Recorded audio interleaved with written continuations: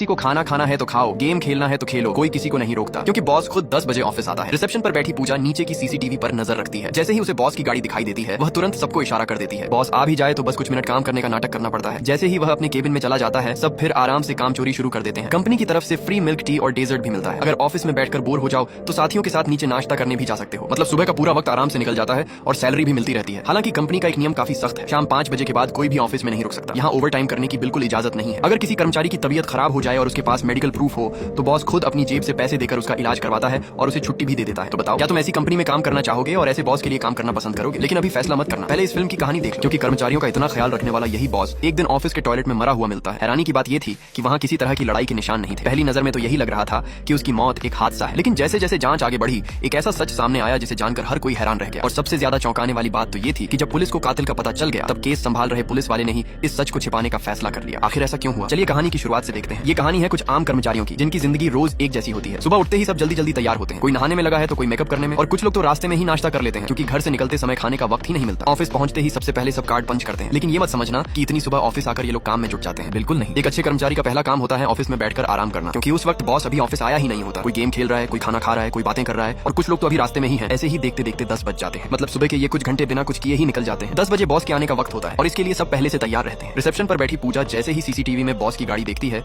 बस एक इशारा करती है और सभी कर्मचारी तुरंत काम करने का नाटक शुरू कर देते हैं। कंप्यूटर पर ऐसा लगता है जैसे सब बहुत व्यस्त है, लेकिन असल में ज्यादातर लोग बस स्क्रीन को बार बार रिफ्रेश कर रहे होते हैं। बॉस आया नहीं कि खुलकर आराम, और बॉस आते ही चुपके से आराम। जब बॉस ऑफिस के अंदर आया तो उसने चारों तरफ नजर दौड़ाई, तभी उसकी नजर एक खाली सीट पर पड़ी। पास बैठे कर्मचारी ने तुरंत सफाई दे दी कि वह कर्मचारी आज ऑफिस नहीं आया। कल रात उसे देर तक काम करना पड़ा था, इसलिए आज थोड़ी देर से आएगा। और जो कर्मचारी अभी रास्ते में था वो था राहुल। इससे साफ पता चलता है कि इस कंपनी के कर्मचारी एक दूसरे का साथ देने में कोई कमी नहीं रखते। इसके बाद पूजा ने बॉस को बताया कि आज कंपनी में कौन कौन सी मीटिंग और काम होने वाले हैं। तभी बॉस ने देर से आने वाले कर्मचारियों को लेकर भी एक बात साफ कर दी। उसने कहा कि हमारी कंपनी में ओवर टाइम नाम की कोई चीज नहीं है। जिस समय काम शुरू होता है उसी समय आओ, और जब छुट्टी का वक्त हो जाए तो सीधे घर जाओ। घर जाना है तो घर जाओ, डेट पर जाना है तो डेट पर जाओ। बॉस ने बताया कि वह इन दिनों बिजनेस ट्रिप पर रहने वाला है, इसलिए ऑफिस में कोई भी जरूरी काम हो तो पूजा उसे ईमेल कर दे। इसके बाद पूजा ने बाहर बैठे कर्मचारियों को भी आज के काम के बारे में बता दिया। लेकिन इसके बावजूद किसी ने तुरंत काम शुरू नहीं किया, बल्कि कुछ कर्मचारी तो नाश्ता करने के लिए बाहर भी चले गए। सच कहें तो रिटायरमेंट की जिंदगी जीने के लिए इससे अच्छी कंपनी शायद ही कोई हो। लेकिन ये शांति ज्यादा देर तक रहने वाली नहीं थी, क्योंकि अब कुछ ऐसा होने वाला था जो इस पूरी कंपनी की कहानी बदल देगा। ऑफिस की मीटिंग की तैयारी कर रही सेक्रेटरी को अचानक एक फोन आया। वह बॉस को ढूंढने के लिए उसके केबिन की तरफ गई। रात काम करने वाले कर्मचारियों ने बताया कि बॉस बाथरूम गया है। ये सुनते ही सेक्रेटरी ने बिना देर किए बाथरूम का दरवाजा खटखटाया और बॉस को बाहर आने के लिए आवाज लगाई, लेकिन अंदर से कोई जवाब नहीं आया। बॉस ने दरवाजा भी अंदर से लॉक कर रखा था। अब पूजा घबरा गई, कहीं बॉस को कुछ हो तो नहीं गया। आखिर बॉस को कुछ हो गया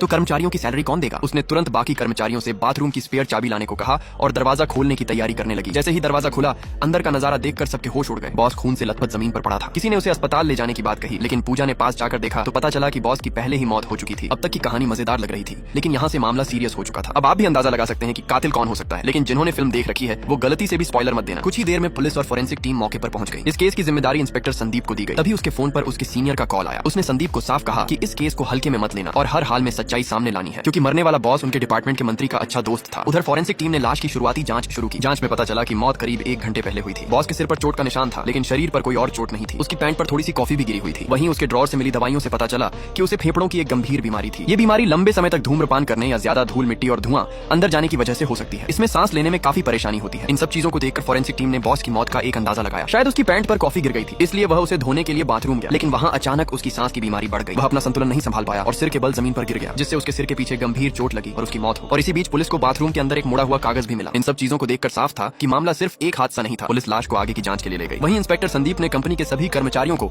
एक जगह इकट्ठा कर लिया। उसने साफ कह दिया कि जब तक केस की सच्चाई सामने नहीं आती, कोई भी कर्मचारी कंपनी से बाहर नहीं जाएगा। यहाँ तक कि बाथरूम जाना हो तो पहले बताना पड़ेगा। इसके बाद संदीप ने बाथरूम की एक एक चीज को ध्यान से जांचना शुरू किया। तभी उसकी नजर दरवाजे के हैंडल पर पड़ी।